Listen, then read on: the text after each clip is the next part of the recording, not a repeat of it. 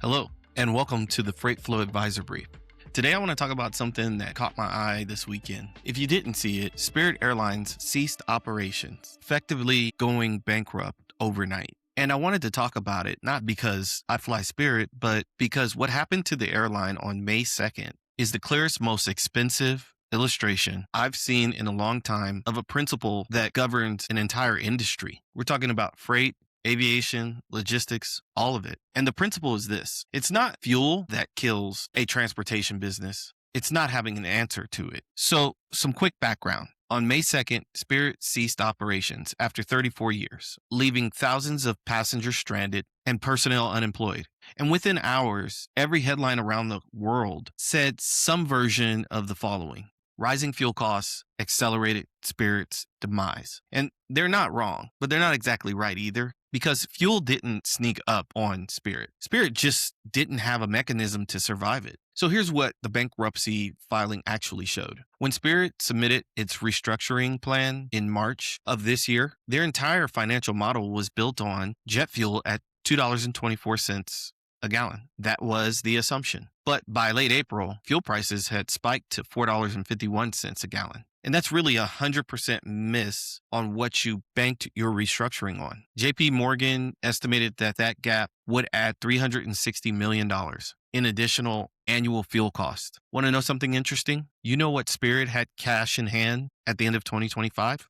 $337 million. That cost shock of fuel exceeded their entire liquidity position. That's not bad luck. That's a structural failure. Now, here's the part of the story I want to get to for today's episode. Spirit stopped hedging jet fuel in 2015. That's 11 years before they shut down. No derivatives, no forward contracts, no financial buffer of any kind. Every dollar of fuel cost exposure hit their bottom line at once, every time. And Spirit's margin stack had no feasible way to absorb it. They didn't have a premium cabin.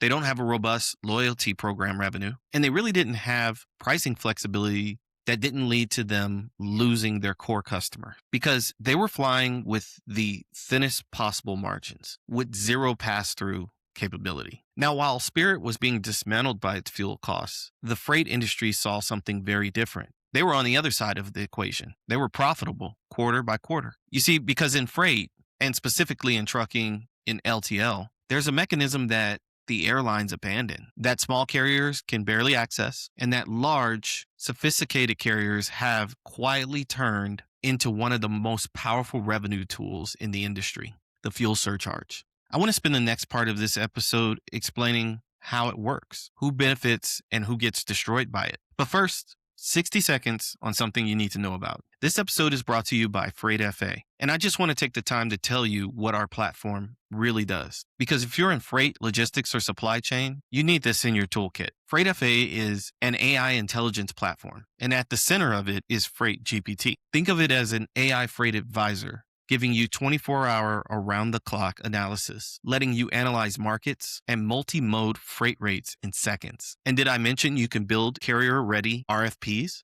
without having to make a single phone call? Think about that. LTL, rail, FTL, intermodal, rate estimates across all of them, powered by real-time industrial data. In seconds, not hours, not even days, but seconds. If you're in the logistics space, this is really your benchmark tool on every lane that you're running, and it will help you negotiate. And here's what's particularly relevant to everything we're talking about today. Freight FA includes surcharge visibility in its cost modeling, and that's one line item that most shippers don't model with enough precision. So go check it out at freightfa.com. That's freightfa.com. Don't forget, it's free, no cards, no sales calls. Go use it. Going back to this episode, let's talk about how fuel surcharge works. It was never designed to be the profit center. The original logic behind it was very reasonable. Base freight rates can remain stable, and a separate fee floats automatically when EIA's weekly retail diesel price changes. And shippers get predictability. Carriers get cost protection. It's pretty sensible. But here's what actually happened. Did you know major carriers don't fill up at the retail pump? They buy diesel at wholesale rack prices. So the retail price, which is the price you see at the pump, is what's driving the surcharge in virtually every contract in the country. That gap flows directly to margin. A typical OTR truck drives 110,000 miles per year. It burns roughly 15,700 gallons of diesel. At a rack to retail spread of $1.10 per gallon, that's $17,000 in pure spread income per truck per year. But even that's not the full story, because carriers have been raising surcharge tables even when diesel prices were falling. I want you to listen to this. TD Cowen and AFS freight index data in Q1 of 2026 stated that diesel prices rose about 10% year over year. Ground fuel surcharges surged about 26.7%, nearly 3 times the rate of actual fuel cost movement. Last year, UPS ground surcharges were up 24.3% year to date, while the actual fuel costs had only risen 8.62%. Mings Bates, the analytics officer at AFS Logistics, said it straight. Quote, "Carriers have long leveraged fuel surcharges as a powerful revenue tool, increasing tables even during times of relatively low fuel prices." FedEx's own EVP described the surcharge increases on a 2024 earnings call. And this is a direct quote, "Very helpful to per package revenue." And that's end quote.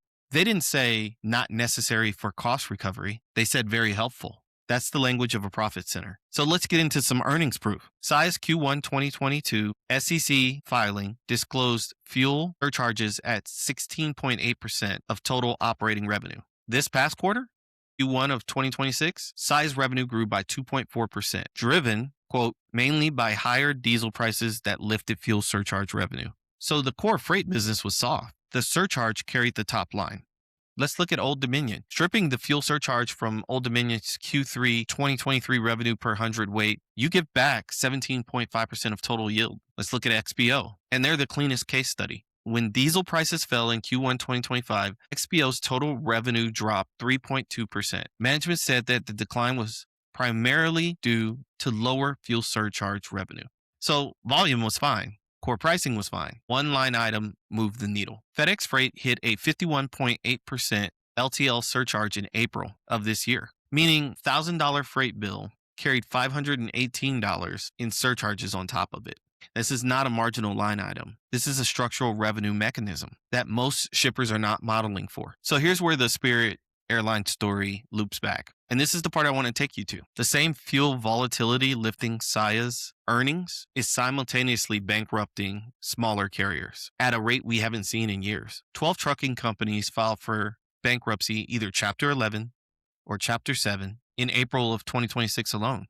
48% of owner-operators can't collect fuel surcharges from their shippers at all. The average surcharge, when collected, 47 cents per mile. That's down 43% since 2022. So it's the same roads and it's the same diesel, but no contract leverage, no network scale, and no pricing power. And Yellow Freight's 2023 collapse made the oligopoly tighter. 8 of 10% LTL capacity gone. The cost of a 5-pound package from Atlanta to New York has risen 41.8% since 2022 against cumulative inflation of only 15.1%. That gap lives inside the surcharge line. So what's the actual lesson from Spirit Airlines? It is not hedge your fuel. It's bigger than that. The companies that survive commodity volatility are the ones that built infrastructure to pass costs through, because the ones that didn't are one market shot away from a margin call they can't meet. Spirit had no pass through, and small carriers with no surcharge leverage have no pass through either. This is the freight economy right now.